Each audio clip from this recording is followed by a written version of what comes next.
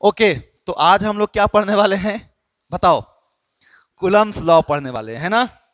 चलिए तो Coulomb's law भाई शुरू करते हैं। अभी तक हम लोगों ने ये पढ़ चुका है कि चार्ज कैसे हम लोग क्रिएट करते थे, नहीं चार्जिंग कैसे करते थे, मेथड्स। और हम वहां पे देखे थे क्या कि तीन मेथड्स था, फ्रिक्शन, कंडक्शन और इंडक्शन। इंडक्शन में क्या था, एक बॉडी अनचार्ज था, दूसरा चार्ज था, लेकिन चार्ज बॉडी अनचार्ज बॉडी को क्या कर रहा था, अट्रैक्ट कर रहा था, है ना? यहां पे क्या है कि यहां पे जो हम लोग फोर्स ऑफ अट्रैक्शन या रिपल्सन पढ़ेंगे, ये दोनों चार्ज बॉडी के बीच में पढ़ेंगे। चलो देखते हैं। हाँ, तो हम लोग बात कर रहे थे कूलम्ब्स लॉ की, यानी force between charge particles. Coulomb's law जो है वो किसके बीच का फोर्स है? फोर्स बिटवीन चार्ज पार्टिकल्स के बीच का, ठीक है। अब फिर से ध्यान रखें, ये चार्ज पार्टिकल्स जो मैं लिख रहा हूं, तो ये मेरा जो चार्ज है वो कैसा चार्ज बताओ? हाँ, चार्ज कैसा है? पॉइंट चार्ज है। बहुत इंपॉर्टेंट है ये term, point charge. Point charge का मतलब समझा बात को? कि अगर मैं बोलूं तुमको कि अगर ये एक पॉइंट ए है और ये पॉइंट अगर बी है और इसके बीच का कोई डिस्टेंस है, मान लेते हैं आर, और अगर ए पे कितना चार्ज रखा हुआ है, Q1 कूलम रखा हुआ है, और बी पे कितना रखा हुआ है, Q2 कूलम रखा हुआ है ना? और अगर इसका साइज यानी पार्टिकल का साइज, मैं बोल सकता हूं कि साइज ऑफ पार्टिकल्स जो होगा, है ना, ये बहुत बहुत छोटा होगा। किससे? डिस्टेंस बिटवीन पार्टिकल्स के। बउआ इसका साइज जो है ना बहुत बहुत छोटा है। किससे बताओ मेरे को? जो दोनों के बीच का डिस्टेंस है, कितना है डिस्टेंस दोनों के बीच का? आर, है ना? ये जो डिस्टेंस है ना दोनों चार्ज के, इसका इसके रिस्पेक्ट में ये साइज बहुत छोटा है, तो तभी उसको पॉइंट चार्ज बोलेंगे। तो कूलम्ब्स लॉ जो हम लोग पढ़ेंगे वो किसके बीच में पढ़ेंगे? पॉइंट चार्ज के लिए ही पढ़ेंगे, ठीक है ना? तो क्या होगा कि ये वाला चार्ज पार्टिकल्स Q1 Q2 के ऊपर कुछ ना कुछ फोर्स लगाएगा, है ना? और ये Q2 चार्ज पार्टिकल्स Q1 के ऊपर फोर्स लगाएगा। अब ये बात उठती है कि ये फोर्स इसको अट्रैक्ट भी कर सकता है और क्या कर सकता है, रिपेल भी कर सकता है ना? तो फोर्स जो होगा, यानी कि मैं बोल सकता हूं कि इफ टू चार्ज पार्टिकल्स,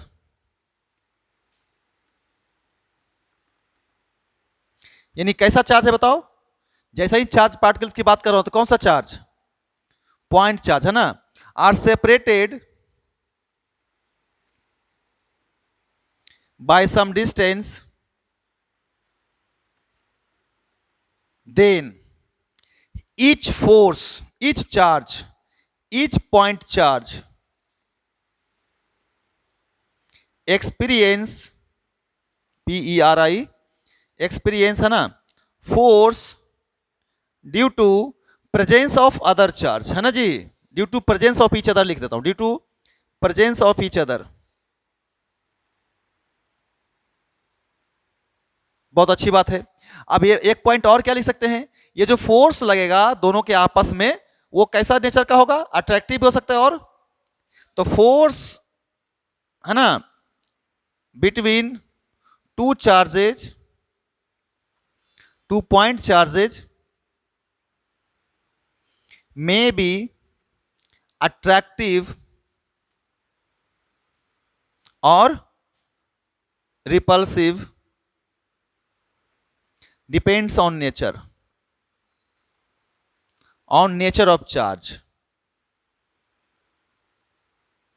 अगर सेम नेचर का हुआ, दोनों प्लस या दोनों माइनस हुआ तो रिपेल करेगा। अगर अपोजिट नेचर का हुआ, यानी एक प्लस और दूसरा माइनस, तो क्या करेगा? अट्रैक्ट करेगा, ठीक है ना? तो ये नहीं कि या तो अट्रैक्टिव फोर्स लगेगा या तो रिपल्सिव फोर्स लगेगा, ठीक है ना? तो हम बोल सकते हैं अब कि अकॉर्डिंग टू कूलम, है ना, according to coulomb's, COUL coulomb, है ना, द फोर्स ऑफ अट्रैक्शन और रिपल्सन, ठीक है ना, ये जो होगा आपका F डायरेक्टली प्रोपोर्शनल किसके होगा?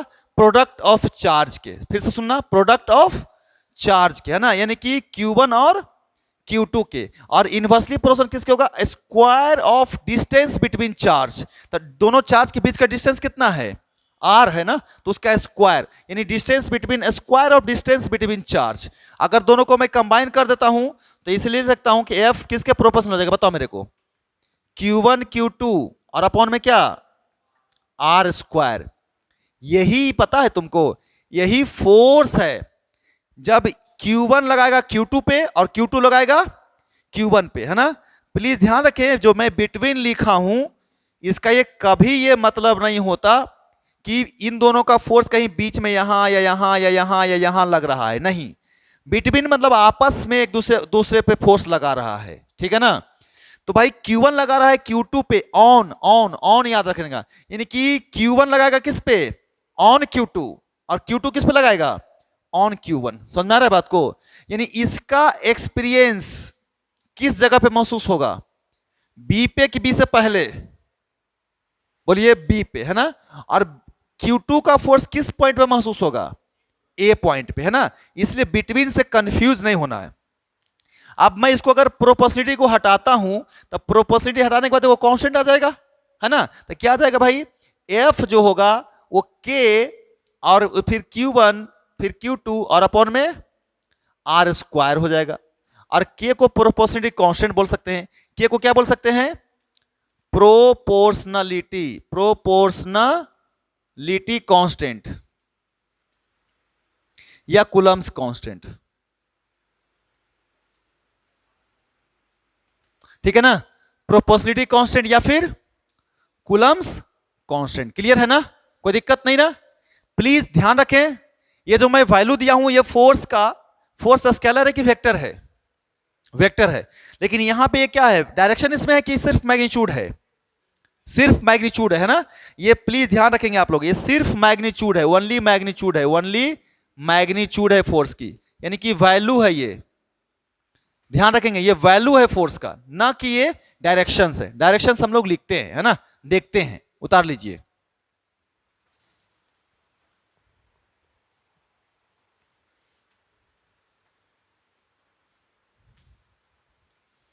हो गया? हाँ, तो देखिए बाबू आप लोग, ये जो फोर्स लग रहा है ना दोनों के बीच में, ये इसी लाइन के अलोंग होगा, है ना। यानी फोर्स जो है acts along the line joining charge. ये जो चार्ज को जो ज्वाइन कर रहा है ना लाइन, इसी लाइन के अलोंग लग रहा है ना, उसी लाइन के अलोंग लग रहा है, ठीक है ना। अब यहां पे ये बात उठती है कि भाई अब मैं जो तुमको लिखता हूं, देखना ध्यान से सब लोग, प्लीज लिसन केयरफुली, है ना, सब लोग समझिएगा, है ना। हम बात कर रहे हैं डायरेक्शन ऑफ फोर्स की। किसकी बात कर रहे हैं? डायरेक्शन ऑफ फोर्स की। तो अगर मैं तुमको बोलूं बालक कि दोनों को दोनों प्लस है, सुनना ध्यान से, क्या मैं बोल रहा हूं? दोनों को दोनों क्या है? प्लस है। तो मान ले बउआ ये भी Q1 है और ये भी क्या है? Q2 है। अब ये भी प्लस है, ये भी प्लस है। ये है हमारा चार्ज। अब मुझे आप लोग बताइए, R डिस्टेंस है। तो भाई फोर्स Q1 लगा रहा है किस पे? तो फोर्स किस पे लग रहा है? फोर्स किस पे लग रहा है? 2 पे लग रहा है। इसको मैं नाम दे दूं A और B। तो चल बता मेरे को, B पे फोर्स लग रहा है, तो B पे फोर्स कौन लगा रहा है? A लगा रहा है। तो A लगाने दे। तो ये वाला हो गया वैल्यू। B कौन सा चार्ज है? पॉजिटिव की निगेटिव? और हम कहां, जिस पे निकालना है फोर्स तुम वहां पहुंच जाओ। सुन रहा है बात को मैं क्या बोल रहा हूं? जिस पॉइंट पे फोर्स निकालना है उस जगह पे आप पहुंच जाइए। तो हम कहां पे हैं? A पे कि B पे? B पे हैं। और B पे हम खड़ा हैं। अब ये वाला भाई साहब हमको क्या कर रहा होगा? इस चौक को ये पॉइंट क्या कर रहा होगा? इधर धक्का दे रहा होगा, हाँ या ना। तो ये मेरा डायरेक्शन हो गया। देखो ये वाला डायरेक्शन हो गया इधर के तरफ, ये डायरेक्शन हो गया। किस पे है ये फोर्स? B पे है। कौन लगा रहा है? A लगा रहा है ना। ये हो गया डायरेक्शंस, ठीक है ना। ये क्या है? इसको क्या लिखता हूं? Force on be due two point A. समझ में आ रहा है बात? उसी तरह से अगर मुझे फोर्स निकालना है ए पे, फोर्स किस पे निकालना है? ए पे निकालना है। किसके द्वारा? बी के द्वारा। तो कैसे निकालेंगे? तो हम कहां खड़ा रहेंगे? ए पे ना। तो हम अगर ए पे आ जाएंगे तो अब बी क्या करेगा? इसको इधर पुश करेगा, हाँ या ना? क्योंकि कैसा चार्ज है ये दोनों? दोनों का दोनों चार्ज कैसा है? प्लस है ना। तो रिपेल करेगा क्या अट्रैक्ट करेगा? रिपेल करेगा। तो ई पीला वाला चौक को ये वाला किधर धक्का देगा? इधर धक्का देगा ना। तो इस यानी कि ए पे जो फोर्स लगेगा, ए पे जो फोर्स इधर लगेगा ना, फोर्स, ये फोर्स किस पे लगा? ए पे लगा। कौन लगाया? बी लगाया है ना। इधर की तरफ होगा, ये इधर की तरफ होगा। समझ में आ रहा है बात कि नहीं? ये इसको मैं यहां लिख देता हूं। क्या है? फोर्स किस पे है? On A due to B. समझ में आ रहा है बात कि नहीं आ रहा है? फिर से सुनो, बहुत आसान है। मैं लेता हूं यहां पे Q1 प्लस में, यहां पे लेता हूं Q2 माइनस में, ये A और ये B, और डिस्टेंस कितना? R। सब लोग बताएगा बालक, है ना? बिल्कुल बिंदास, कोई टेंशन नहीं है। बताओ मेरे को तुम लोग कि फोर्स जो है ना बी पे निकालना है, किसके कारण? ए के कारण। अब हम बी पे पहुंच जाएंगे जहां पे फोर्स निकालना है, तो बी पे फोर्स निकालना है, तो बी पे पहुंच गए। अब ये ए वाला भाई साहब हमको क्या करेंगे? अट्रैक्ट करेंगे ना। तो अट्रैक्ट मतलब खींचेंगे ना अपनी तरफ। तो ये वाला भाई साहब इसको किधर खींचेंगे? इधर की तरफ, ए की तरफ। तो इधर होगा दोस्त, इधर की तरफ होगा। फोर्स किस पे लग रहा है? बी पे। कौन लगा रहा है? ए लगा रहा है। Very good. यानी कि ये हो गया। अब बताइए मेरे को, फोर्स लिखिए ए पे, किसके द्वारा? बी के द्वारा। तो बताइए तो, ए पे फोर्स निकाल रहे हैं, तो ए पे हम आ गए, और हम ए पे कैसे चार्ज है? प्लस है। और ये कैसा चार्ज है? तो इसको क्या Q2 क्या करेगा? इसको खींचेगा ना इधर की तरफ, तो इधर लगेगा। समझ में आ रहा है बात? ये फोर्स हो गया ए पे, किसके द्वारा? बी के द्वारा। समझ में आया कि नहीं आया? अगर दोनों दोनों माइनस होता तो फिर से कैसा लगता? ऐसा लगता ना। समझ में आ रहा है बात? दोनों दोनों प्लस के जैसा वैसा ही लगता ना, दोनों दोनों माइनस रहता तो। क्योंकि दोनों माइनस है तो क्या करेगा? रिपेल करेगा। और दोनों प्लस है तो अट्रैक्ट करेगा। कोई दिक्कत है क्या? सॉरी, दोनों प्लस है तो भी रिपेल करेगा। एक प्लस एक माइनस है तो क्या करेगा? दोनों अट्रैक्ट करेगा ना। तो डायरेक्शन पता चला कि नहीं? अरे बोलो, नहीं समझ में आया? डायरेक्शन तो फिर से ध्यान रखना है कि वो जो Q1 Q2 बटे आर स्क्वायर लिखे थे, वो डायरेक्शन था कि वैल्यू था? वैल्यू था। डायरेक्शन कहां से पता चलेगा? इससे, है ना? तो दोनों मिलकर के फोर्स बन जाएगा। दोनों मिलकर क्या बन जाएगा? फोर्स बन जाएगा। क्लियर है? कोई दिक्कत? बोलो नहीं ना। उतारो फटाफट। अब हम लोग क्या कर रहे हैं पता है? हम लोग पढ़ रहे हैं Coulomb's law in vector form.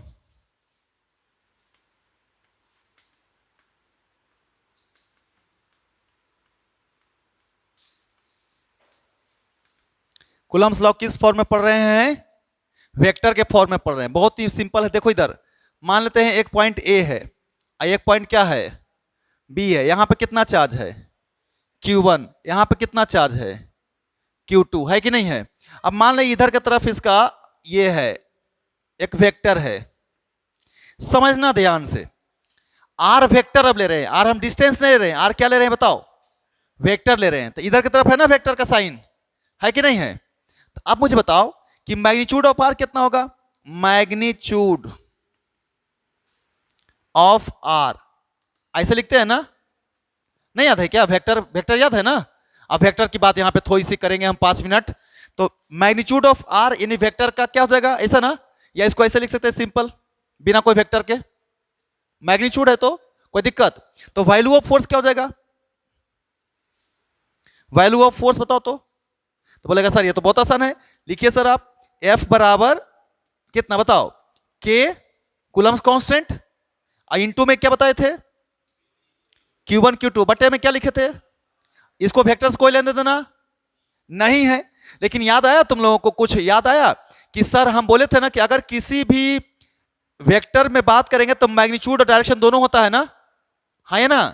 तो डायरेक्शन कैसे, इन वेक्टर फॉर्म कैसे लिखेंगे? इन वेक्टर फॉर्म, यानी एफ के ऊपर लगा दिए कौन सा साइन?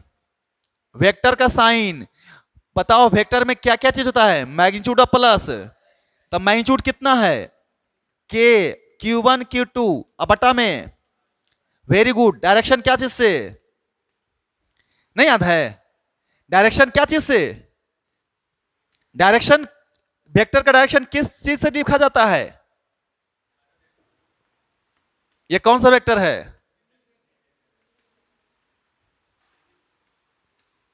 बड़ी मार मारेंगे तुम लोग को, धो देंगे मारते मारते अगर नहीं सुधरा तो। वेक्टर रिवीजन कर लोगे, है ना? ये कौन सा वेक्टर है? हाँ याद है ना, वेक्टर में मैग्नीट्यूड प्लस यूनिट वेक्टर नहीं होता था? 2i 3j 4k i j k क्या होता था? यूनिट वेक्टर होता था। तो मुझे इसको बदलना है वेक्टर में, तो हम क्या किए? इस r का कौन सा वेक्टर निकाल लिए? Unit vector. यूनिट वेक्टर निकालने के लिए सिखाए हैं कैसे निकाला। यूनिट वेक्टर कैसे निकाला जाता है? यूनिट वेक्टर कैसे निकाला जाता है? वेक्टर को भागा दिया जाता है किससे? यानी r डिवाइडेड बाई r। नहीं हो? अरे हाँ या ना? अरे यूनिट वेक्टर कैसे निकालते हैं?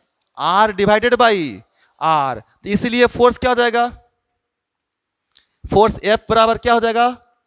ऐसा भी लिख सकते हो इसको, K Q1 Q2 अब बटे में r square.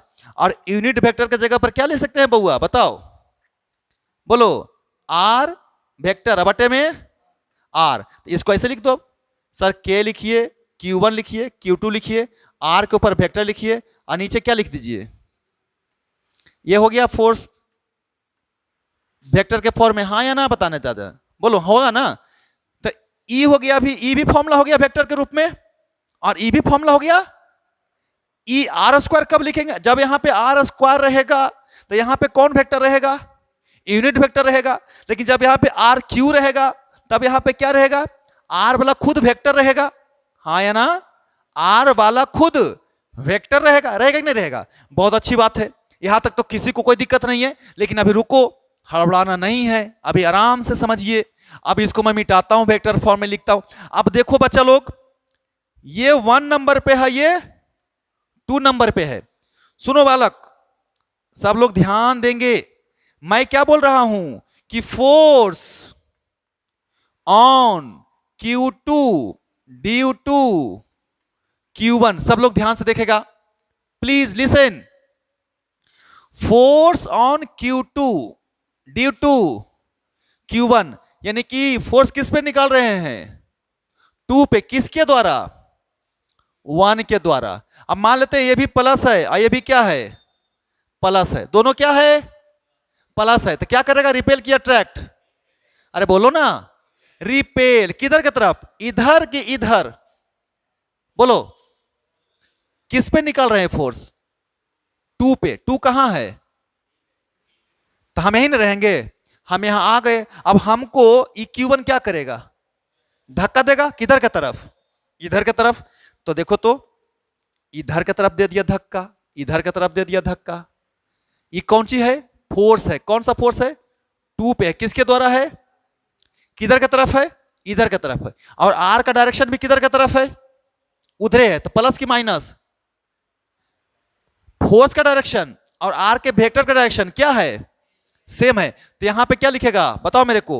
K Q1 Q2 बटा में r स्क्वायर। यहां पे क्या लिखूं? r यूनिट वेक्टर लिखूंगा ना कि नहीं लिखूंगा? या फिर K Q1 Q2 बटा में r Q, और यहां पे कौन सा वेक्टर? r vector. देखो ना, एकदम एक्सपर्ट बन जाना है। आगे देखो क्या लिख रहे हैं हम लोग, सुनना ध्यान से। Force on Q1 due to Q2। अब हम किस पे फोर्स निकाल रहे हैं बालक? 1 पे। किसके द्वारा? 2 के द्वारा। कने है 2? हम कहां पे बैठेंगे? 1 पे कि 2 पे? 2 पे। 1 पे नहीं, जिस पे फोर्स निकालना है वहां पे बैठते हैं। फिर से सुनिए, जिस पॉइंट पे फोर्स निकालना है हमको वहीं रहना है। हम 1 पे आ गए तो ये भाई साहब हमको क्या कर रहे हैं? किधर तक खींच रहे हैं? खींच रहे हैं। रिपेल किधर धक्का दे रहे हैं हमको, दूर भगा रहे हैं, बोलो भागो भागो, है ना, तो ये नहीं इधर की तरफ दे रहे हैं धक्का। 1 पे किसके द्वारा, 2 के द्वारा, तो कितना लिखेंगे, के Q1 Q2 अपटा में। अब बताइए आर का वेक्टर किधर की तरफ था, इधर था कि इधर था, इधर है, लेकिन फोर्स का डायरेक्शन किधर है, इधर है, तो माइनस की प्लस, माइनस की प्लस, तो यहां पे यूनिट वेक्टर माइनस आर का यूनिट वेक्टर लिखेंगे, प्लस आर का यूनिट वेक्टर लिखेंगे, लिखेंगे ना माइनस आर का यूनिट वेक्टर, समझ में आया बात। उसी तरीके से इस फॉर्म में भी लिख देंगे इसको, तो क्या लिखेंगे बताओ, यहीं पे जगह नहीं है, तो के Q1 Q2 अपटा में आर क्यू, और कौन सा वेक्टर, प्लस आर की माइनस आर, माइनस आर ना, प्लीज समझना है ना, ज्यादा दिमाग इसमें नहीं लगाना है। समझ में आया कि नहीं आया, पहले बताओ, समझ में आया, क्या किए हम, बताइए क्या किए, कुछ नहीं किए, बहुत आसानी से हमें जिस पॉइंट पे फोर्स निकालना है उस पे जाकर के देख रहे हैं कि बगल वाला हम पे किधर फोर्स लगा रहा है। अगर ये दोनों प्लस है तो अगर इस 2 पे यानी बी वाला पॉइंट पे अगर फोर्स निकालना है तो ये ए वाला किधर धक्का देगा, इधर धक्का देगा। अगर मुझे इस जगह पे निकालना है तो ये वाला चार्ज किधर धक्का देगा, इधर धक्का देगा। समझ में आ रहा है बात। और वेक्टर आर का किधर है, इधर है, तो अगर जो फोर्स इधर होगा प्लस माना जाएगा और जो फोर्स इधर होगा क्या माना जाएगा, माइनस माना जाएगा कि नहीं, क्योंकि हम किस फॉर्म में लिख रहे हैं, वेक्टर के रूप में लिख रहे हैं, तो प्लस माइनस लिखना पड़ेगा ना।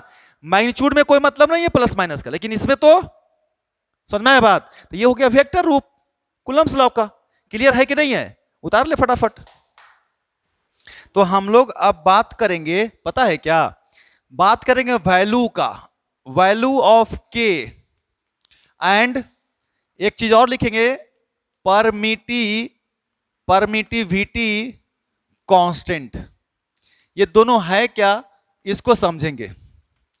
तो हम लोग क्या जानते हैं बाबू, वी नो, सब लोग फटाफट बोलेगा, F बराबर क्या जानते हैं, के Q1 Q2 अपटा में आर स्क्वायर। बहुत अच्छी बात है। के जो होता है ना 1/4 पाई एप्सिलॉन नॉट होता है। फिर से ध्यान से सब लोग देखेगा, के क्या होता है बउआ, के क्या होता है 1/4 पाई एप्सिलॉन नॉट होता है, ठीक है ना। और ये एप्सिलॉन नॉट ही क्या है, परमिटिविटी है, परमिटिविटी, परमिटिविटी किसका है, ये फ्री स्पेस का है। फ्री स्पेस का मतलब क्या समझा, फ्री स्पेस का मतलब क्या समझा, वैक्यूम, ठीक है ना। और इसकी वैल्यू कितनी होती है एप्सिलॉन नॉट की, 12, है ना। अब इसका यूनिट में बताता हूं, यूनिट भी लिख सकता हूं मैं, है ना, कि अगर मुझे यूनिट लिखना है तो मैं लिखूंगा कूलम स्क्वायर पर न्यूटन मीटर स्क्वायर, ठीक है ना। और इसकी वैल्यू कितनी होती है, तो 9 × 10⁹। फिर से सुनो, इसकी वैल्यू कितनी होती है, 9 × 10⁹, ठीक है ना, लगभग ऐसे 8.899 समथिंग होता है, ठीक है ना।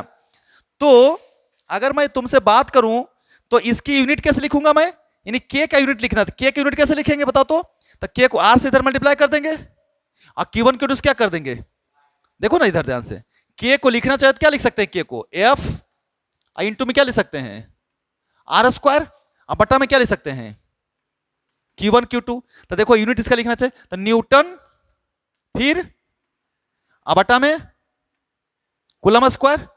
आज देखो ये उल्टा है कि नहीं, के और ये उल्टा है ना, तो इसको उल्टा कर देंगे तो क्या हो जाएगा, कूलम स्क्वायर बटे में न्यूटन मीटर का स्क्वायर हो जाएगा कि नहीं हो जाएगा। तो ये हो गया के का वैल्यू और ये हो गया किसका वैल्यू, एप्सिलॉन नोट का, ठीक है ना। लेकिन प्लीज ध्यान रखें ये किसके लिए वैलिड है, फ्री स्पेस के लिए है। ये किसके लिए है, ये फ्री स्पेस या वैक्यूम या एयर। मैं फ्री स्पेस या वैक्यूम या लगभग किसके लिए बोल सकता हूं, एयर के लिए भी बोल रहा हूं ये वैल्यू, है ना। ये सारा जो वैल्यू मैं लिख रहा हूं फ्री स्पेस या एयर या वैक्यूम के लिए। क्लियर है, कोई दिक्कत नहीं, तो उसको उतार लीजिए आप लोग फटाफट एकदम से।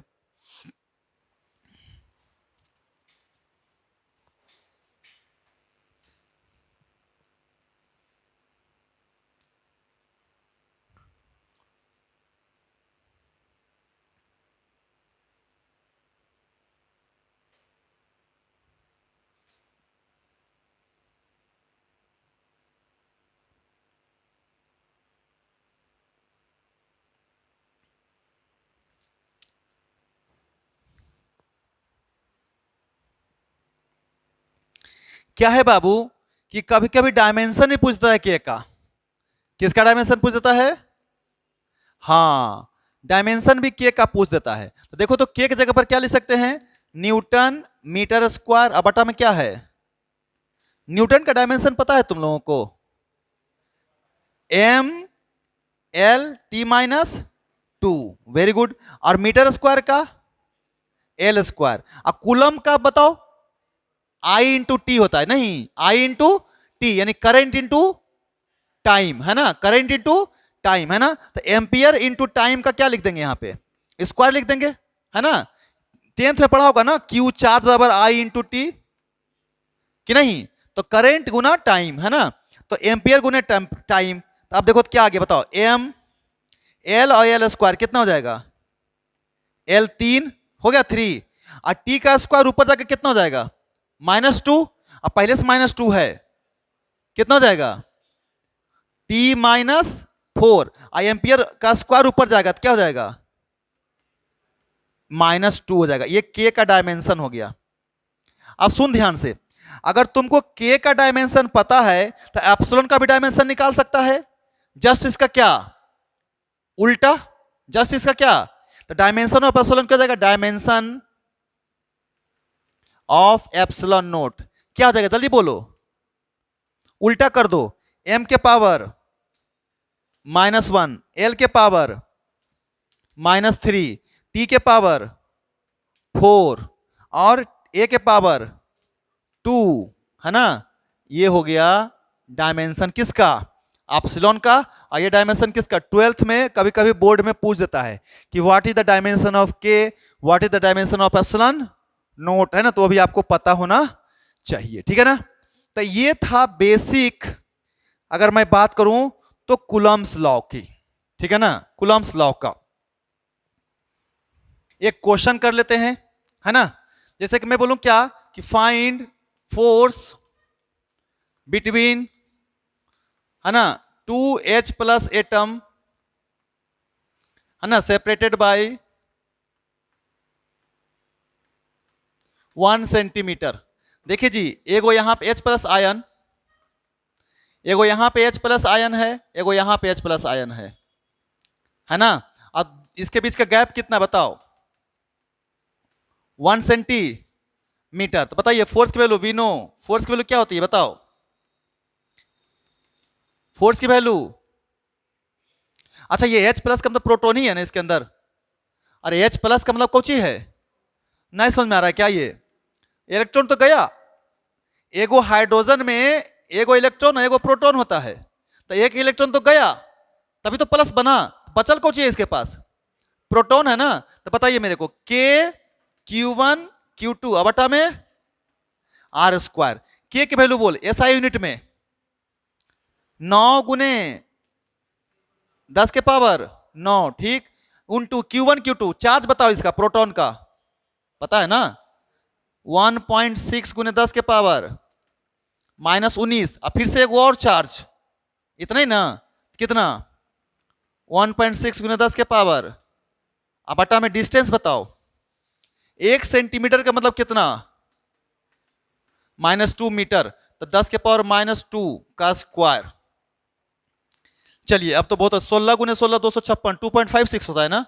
तो बताओ तो मेरे को, 9 इंटू 2.56 इंटू 19 दूनी 38, 9 31 ना, 10 के पावर -31। अब बटा में बताओ तो जल्द फटाफट, -4 ऊपर भेज दे। तो 9 गुने 2.56 को मल्टीप्लाई कर सकते हो 9 से। 9 को 2.56 से मल्टीप्लाई करो तो कितना आए? 23.04। अगुने में 10 के पावर कितना? ये ऊपर भेज देना 4, -27। ये न्यूटन की कुछ और यूनिट में बताओ आए। 19 दूनी 38 में से 9 गया, हाँ तो 29 होगा ना। सही तो बोल रहे तुम, 29 होगा। और 29 में से 4 गया 23, नहीं 25 होगा ना। इतना फोर्स लगेगा नहीं। चलिए, तो 2 हाइड्रोजन एटम कितना दूर पे रखा हुआ है? 1 सेंटीमीटर पे है, तो फोर्स अगर निकालना है तो कितना हो जाएगा बताओ। हाँ बहुत अच्छी बात है, उतारो।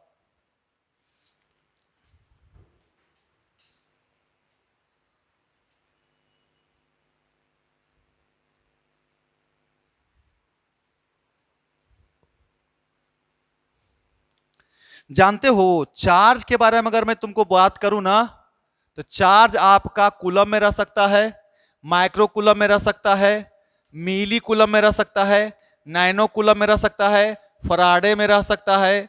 प्लीज ध्यान रखेंगे, माइक्रो कूलम का मतलब पता है ना, 10 के पावर -6 कूलम होता है, पता है कि नहीं पता है?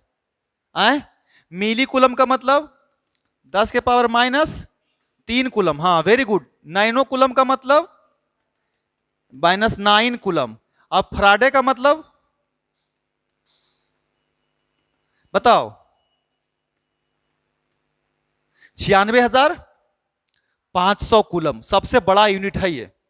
96,500 कूलम है ना। तो ये सारा यूनिट्स आपको पता होना चाहिए ताकि क्वेश्चन बनाने में कोई दिक्कत नहीं हो।